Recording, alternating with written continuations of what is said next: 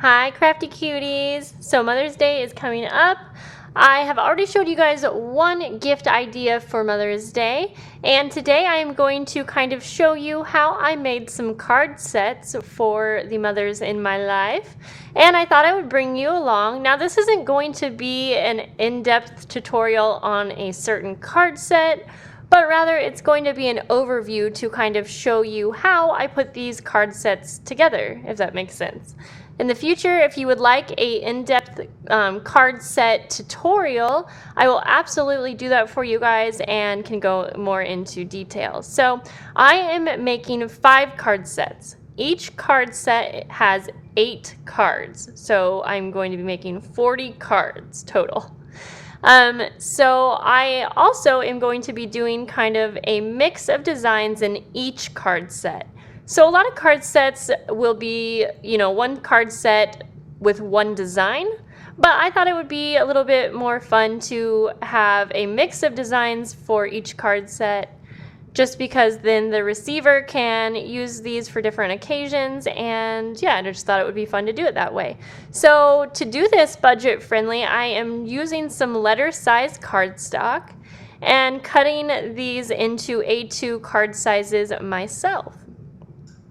So I already did some here. I already prepped most of the cards, but I thought I would kind of show you as well. So an A2 size, it measures 4 1/4 by 5 1/2. And there are different ways that you can fold the cards, kind of like this, where it opens like a book. Or you can do a top folding card, which is super popular right now, and I did these ones as well. And then I am also doing some colored card bases that will have a mat that goes on top, right here to the left where you see those colored cards. And so each card set will have a mixture of all of these styles. I just, again, thought it would be fun to kind of change it up. Some other supplies that I will be using is stamps. Now I was looking for some bigger stamps that kind of take up a whole card because I want to do the least amount of stamping that I can per card to save time, because I am making 40 cards, and even though I want to mix up the designs, I do want to cut down on time. So if you have any sentiment stamps that have big writing, those work really, really well. I didn't have any big scripty sentiments, but I did have one, so I pulled that out. And then any type of background stamps that you have are good. And I did keep a lot of my cards pretty general, so I didn't write happy birthday, or I didn't add a sentiment to each card, just because, again, I want the receiver to really be able to use these for any occasion. So I have this other big background stamp, and this is a stamp that you are supposed to kind of color in, and I thought that would be fun because that's super in style. Here's another big stamp that basically takes up the whole card, and this type of style is just really, really excellent for stamping.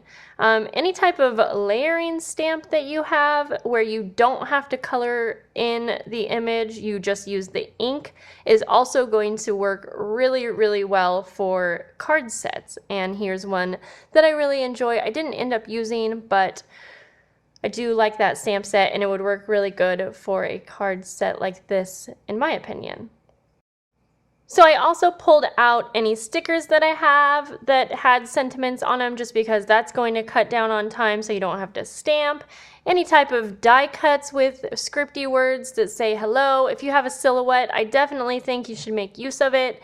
And I have some hellos and thank yous all in an envelope. So I basically have all of my supplies out on the table so that everything is there. So I am taking my letter size paper and cutting it in half, hot dog style. And then I am folding it down, and that is how I am getting my top folding cards. If you want like a book opening card, or a side fold card, I guess, you would cut that in half, hamburger style, and then fold that in half. So then you can get 2 cards per letter size paper. So I am starting out with the one stamp here that takes up the entire card, inking it up. And what I like to do is I like to do everything in stages. I don't know why I said stages, but I mean stages. So I did all of my cutting first, and then I do all of my stamping first.